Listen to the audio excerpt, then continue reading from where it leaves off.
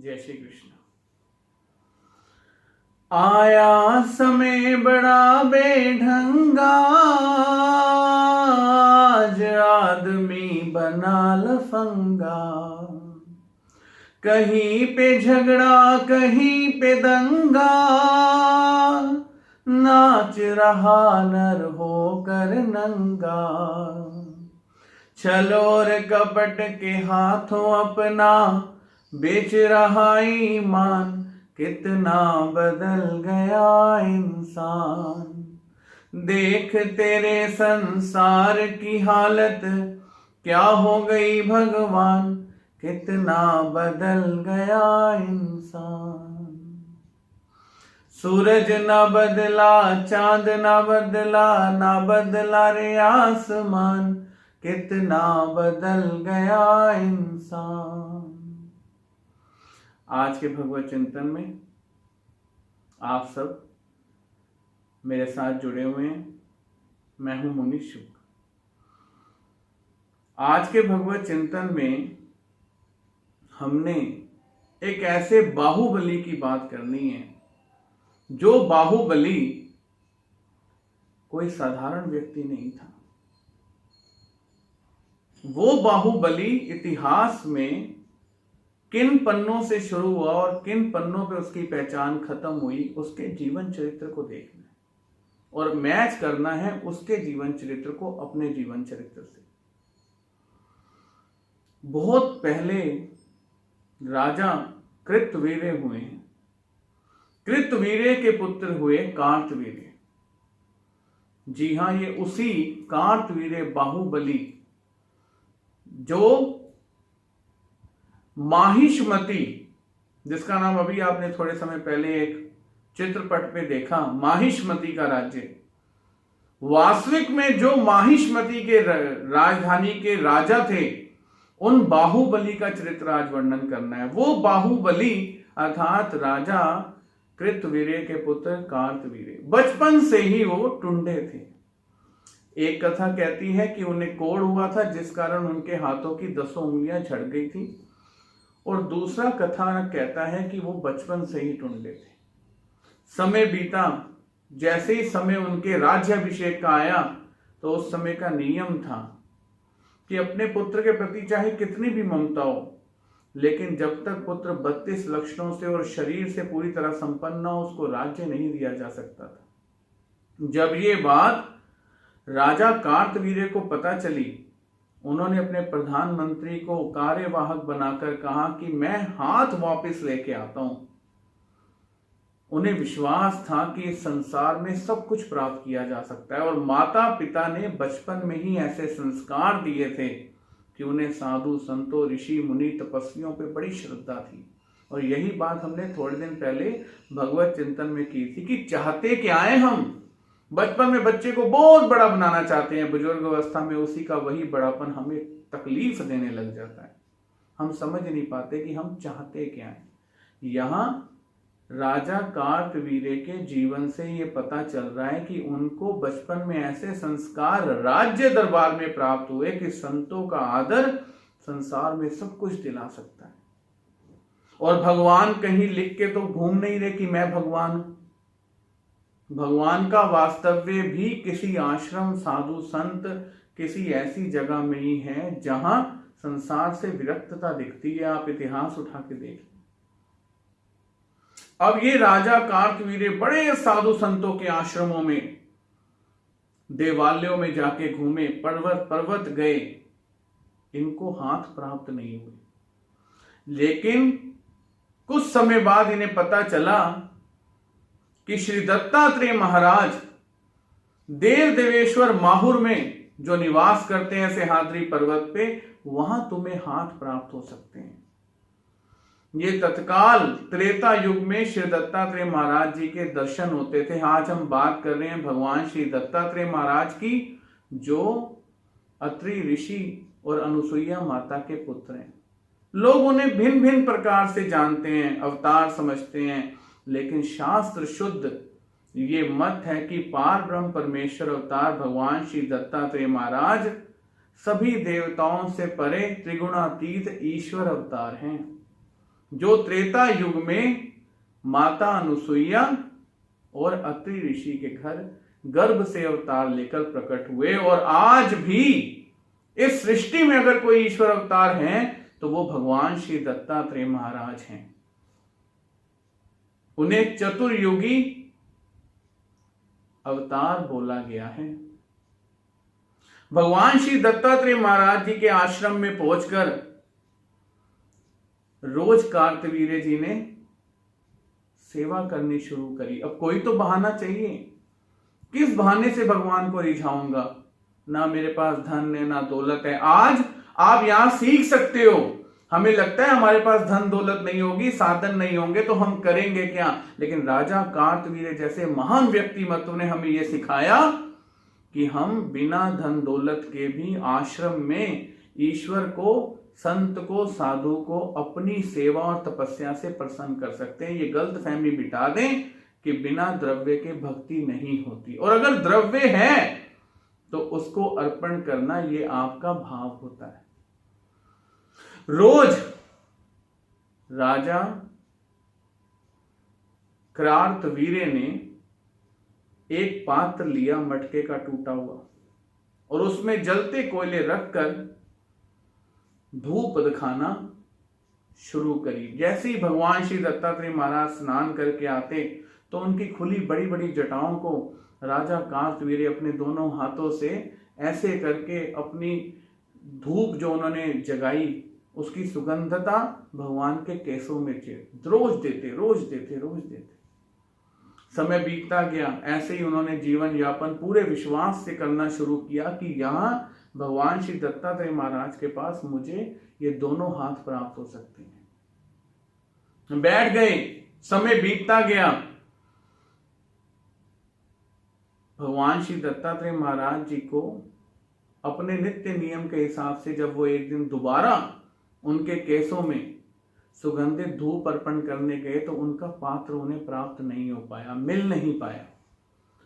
कोयले जल चुके थे, तप चुके थे, भगवान स्नान करके बाहर आ चुके थे, केस खुले थे और अब केस सूखने का समय हो रहा था। राजा कार्तवीर्य ने सोचा कि मेरा नियम पूजा का भंग ना हो, मेरे को पात्र नहीं मिल रहा। जब राजा कार्तवीर्य ने देखा कि कुछ ही क्षण में भगवान के केस सूख जाएंगे और मेरा नियम भंग हो जाएगा, राजा कार्तवीर्य ने अपने भक्ति के बल को इस कदर बढ़ाया त्रेता युग में। अरे अगर आप कुछ प्राप्त करना चाहते हैं ना तो अपनी भक्ति को इस कदर बढ़ाइए कि ईश्वर को मजबूर हो जाना पड़े आपको फल देने के लिए। उस समय शिकायत कीजिएगा कि मैंने भक्ति की हर सीमा को पार किया तो मुझे कुछ नहीं मिला। हम 2 दिन, 10 दिन, 15, 20 दिन का कोई नियम करते हैं, हमें लगता है हमने सब कुछ किया, भगवान ने हमें नहीं दिया या हमें दे नहीं रहे। आपकी भक्ति है पूरी है। राजा कार्तवीर्य यहां सिखा रहे हैं कि भक्ति की सीमा क्या है। एक दिन का मेरा नियम ना टूटे।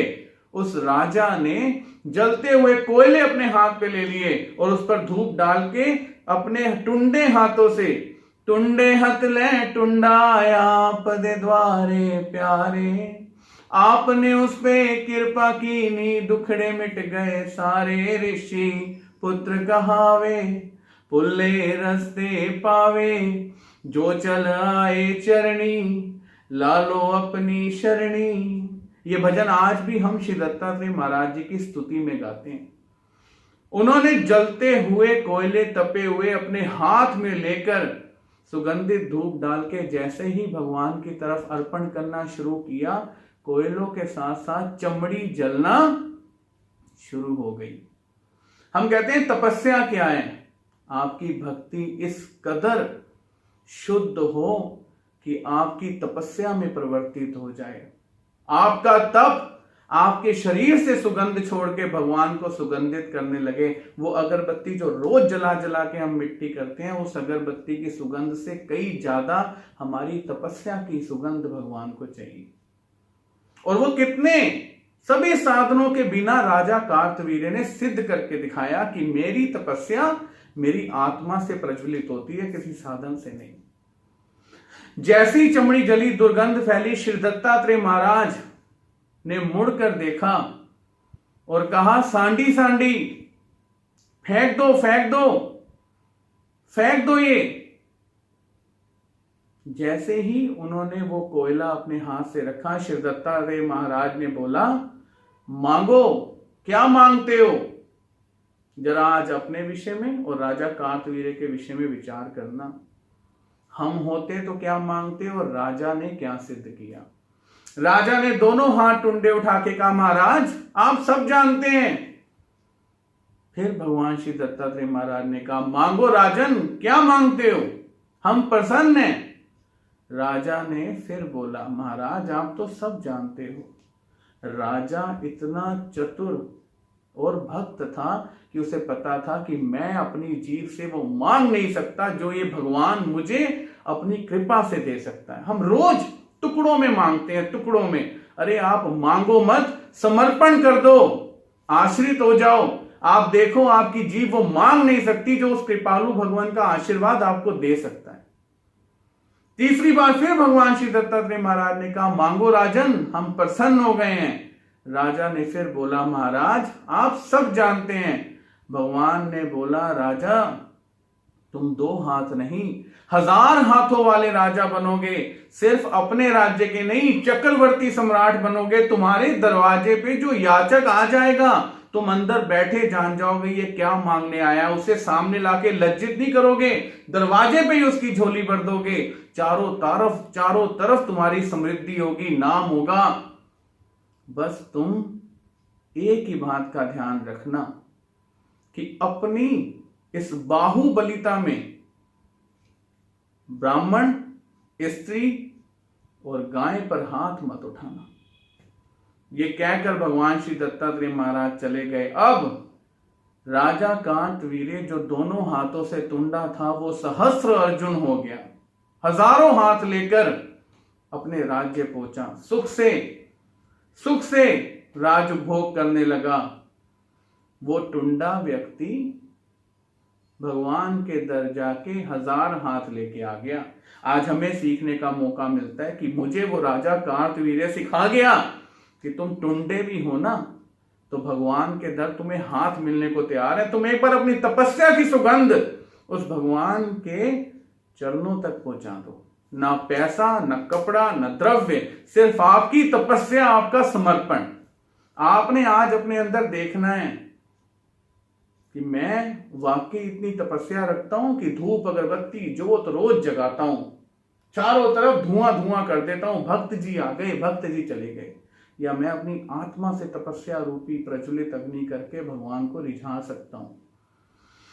यही राजा कार्तवीर्य थोड़े समय बाद, राजाओं के शौक होते हैं, मैंने आपको थोड़े दिन पहले भी भगवत चिंतन में बताया, शिकार खेलने के।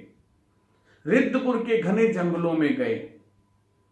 उस समय वहां पर जमदग्नि ऋषि और रेणुका देवी निवास करते थे। धूप का समय था, गर्मी का समय था। राजा कार्तवीर्य ने अपने सैनिक को बोला, जाओ देखो कहीं जल मिलेगा। सैनिक ने दूर देखा तो उन्हें ऋषि और उनकी धर्मपत्नी रेणुका देवी दिखाई दी। उन्हें निवेदन किया कि साथ में ही राजा आए हुए हैं, जल की अपेक्षा करते हैं, बहुत बड़ी सेना भी है, कहीं जल मिलेगा। रेणुका देवी ने अपने कान से अपना मल निकाल के, वो देवी थी, देवता थी, वो एक साधारण स्त्री नहीं थी, पानी के डोने में डाल के कहा, ये जहां जल गिरेगा वहां अथाह जल फैल जाएगा। अब यहां राजा कार्तवीर्य के जीवन का दूसरा पड़ाव, वो बाहुबली है और उसी माहिष्मति का, जिस माहिष्मति को अभी थोड़े समय पहले आपने सुना, उसका मालिक है वो। और वो कितना बड़ा बाहुबली है कि 2 हाथ नहीं 1000 हाथ दुनिया के मालिक से लेके आया है। वो बाहुबली आज ऐसी अवस्था में आ गया है कि जंगल में पहुंच गया है। पानी जैसे ही धरती पे सैनिक ने गिरा, समुद्र की तरह तालाब बन गया दूर दूर तक। सभी सैनिकों ने पानी पिया। यही बात राजा कार्तवीर्य देखकर आश्चर्यचकित हुआ कि ये देवी कोई साधारण नहीं लगती, इनसे भोजन की प्रार्थना भी करो। सैनिक ने आके दोबारा भोजन की प्रार्थना की। देवी रेणुका ने बोला, आप स्नान आदि विधि से निवृत्त होके आओ, भोजन मिलेगा। रेणुका देवी के पति ऋषि ने उसी समय, जमदग्नि ऋषि ने स्वर्ग से कामधेनु गाय को बुलाया और कामधेनु ने देखते ही देखते इतनी सारी खाने की सुविधा कर दी, भोजन के पदार्थ बना दिए कि राजा आश्चर्यचकित हो गया कि जो पदार्थ मेरे राज्य में नहीं है वो पदार्थ जंगल में इन ऋषियों के पास। राजन ने सहसा बोला कि ऋषिवर, ये गायें तो आपके पास थोड़ी, हमारे पास राज्य में होनी चाहिए। ऋषि जमदग्नि ने बोला कि नहीं राजन, ये देवलोक से लाई हुई है। वो कहते मुझे चाहिए, मुझे दो। उन्होंने कहा ये तुम्हारे साथ नहीं जाएगी और जबरदस्ती करोगे तो अनिष्ट हो सकता है। राजा ने, बाहुबली ने, माहिष्मति के राजा ने बात को नजरअंदाज करके जैसे ही कामधेनु को जबरदस्ती खींचना चाहा, कामधेनु के सामर्थ्य से अनगिनत सेना आ गई। उसी समय निर्माण हो गई, भयंकर युद्ध हुआ। जब कार्तवीर्य को अपनी सेना मरती दिखी तो ऋषि की चाल देखकर उसने ऋषि के ऊपर जैसे ही अपना तीर छोड़ा, ऋषि मतलब ब्राह्मण, और ऋषि के आगे उसी समय उनकी धर्मपत्नी रेणुका देवी, और इसी उसके एक तीर में, एक वार में कामधेनु भी चोटित हुई। वो तीर छेदता हुआ ऋषि और रेणुका देवी को पार हो गया। माता ने कर्कश आवाज में अपने पुत्र परशुराम को आवाज मारी। सब जानते होंगे आप परशुराम को। परशुराम पुत्र मुझे बचाओ। परशुराम उस समय महादेव के पास शस्त्र अभ्यास के लिए बैठे हुए थे। महादेव ने कहा पुत्र जाओ, तुम्हारी माता संकट में है। परशुराम जब वापस आए और अपनी माता को तड़फते हुए देखा तो मां को वचन दे बैठे कि मां, तेरे शरीर पर ये जो 21 जख्म है, मैं 21 जख्मों को सामने रखकर कार्तवीर्य के साथ साथ 21 बार अधर्मी क्षत्रियों को धरती से नष्ट कर दूंगा। राजा कार्तवीर्य उसी समय सहस्त्र अर्जुन का वर खो बैठा।